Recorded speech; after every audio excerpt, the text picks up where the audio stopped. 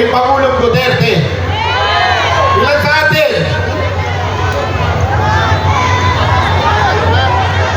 Alam nyo, mga kababayan, sinabihan po tayo dito na huwag po tayo magsasalita ng hindi maganda dahil baka may mga nakapaligid ng mga pulis na handang dakpin ang lalaban.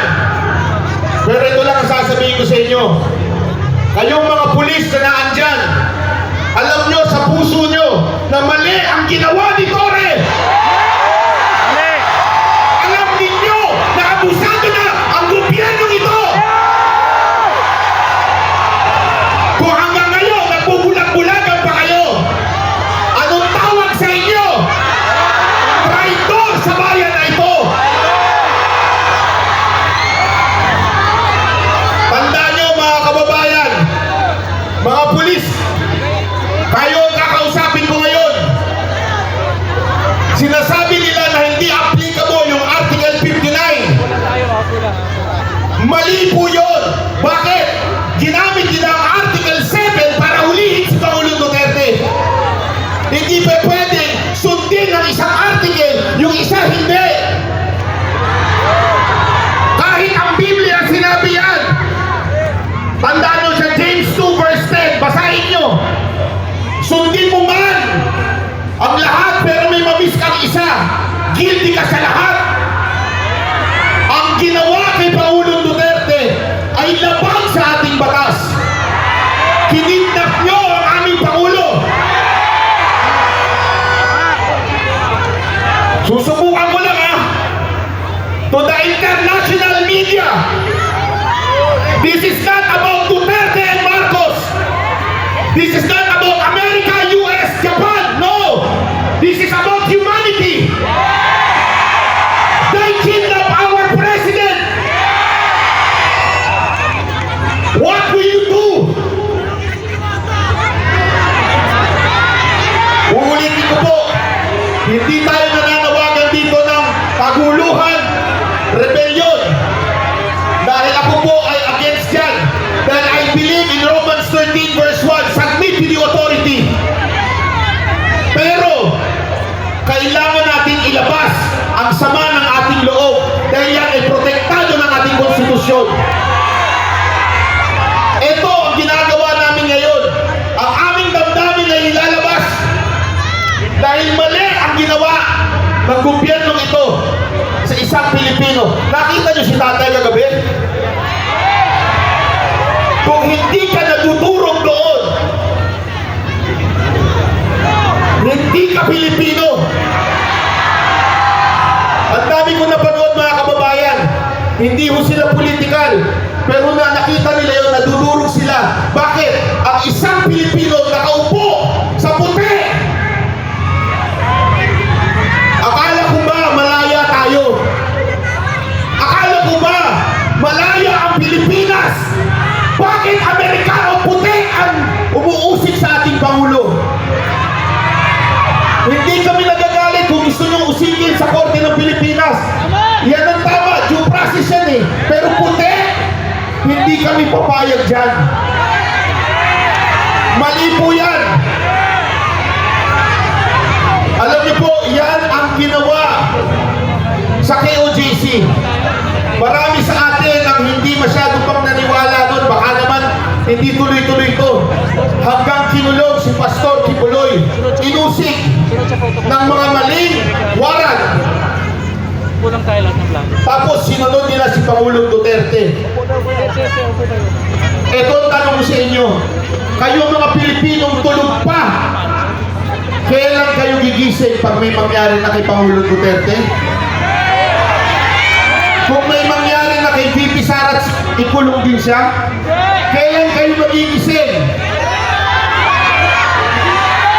Kaya mga kababayan, nananawagan po ako sa inyo, imulat natin ang mata ng mga kababayan natin. Dahil ako naniniwala sa iba't ibang parte ng probinsya, nagising na po sila. Kaya mga kababayan, ngayong araw to meron lang ako isang tatawagin. Itong tao na to, noong pasasalamat sa Luneta, ay binu. Bakit? nakinig siya kay Pangulong Duterte na wag iboto ang bangag. Alam niyo po, bago mag-eleksyon ng 2022, 3 beses po ako pinatawag ni Pangulong Duterte at nag-uusap, nagkikwentuhan. At tinanong ko sa kanya kung sino ba talaga ang gusto niya maging susunod na Pangulo. Paulit-ulit niya sinasabi, ayaw niya kay Marcos, ayaw niya. Pero alam ko na mabigat ang laban. Bakit? Naandun yung anak niya. Alam ko, maraming magagalit sa amin pag hindi kami nag-Marcos. Dahil kami po ay nasa community din. Ilang beses po kami nakapunta sa bahay niya. Pero nakinig po kami kay Pangulong Duterte.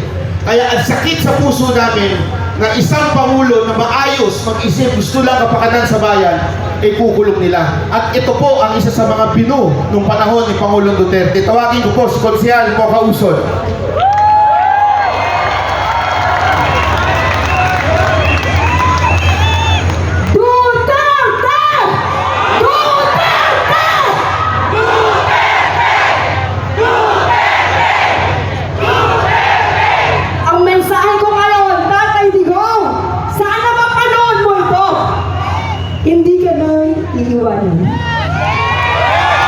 Tatay Digong, hindi mo kami iniwanan.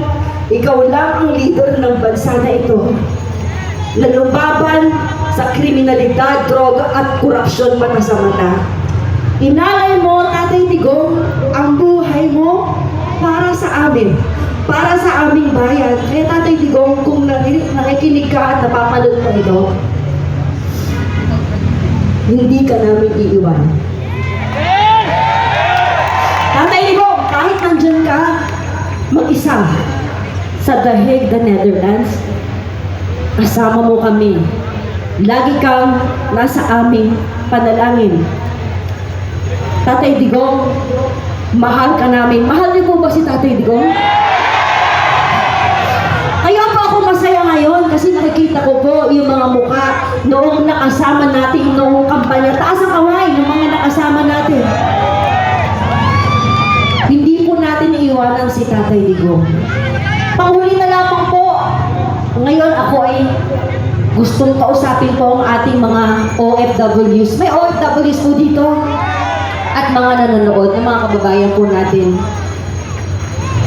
Kung kayo ay naniniwala na may ginawang mabuti si Tatay Digong sa ating bansa, kung kayo ay naniniwala na nawala ang droga, bumagsak ang krimen, at naging mas mapayap ang ating mga kalsada, naging mas maganda ang takbo ng Pilipinas, ngayon ang panahon para magsalita kayo.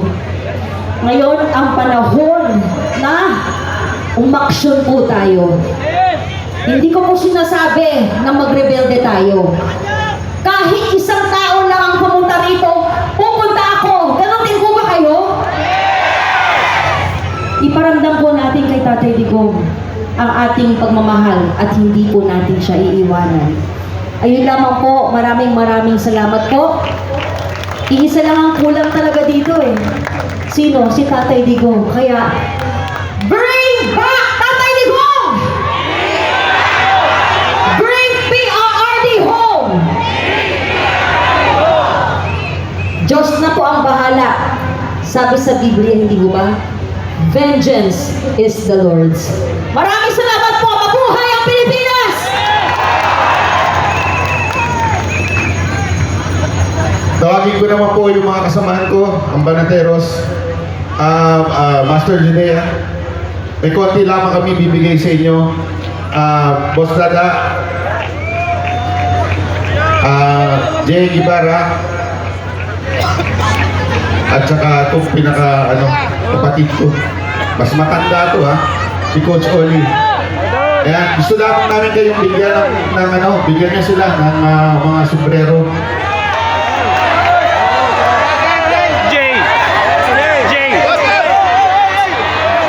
Wag po tayo tatayo para hindi mo mali ang ating mga...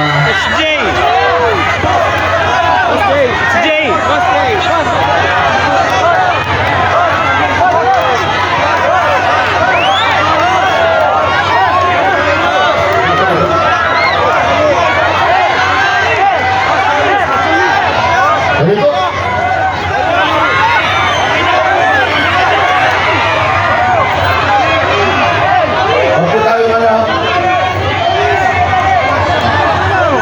po. Ulit.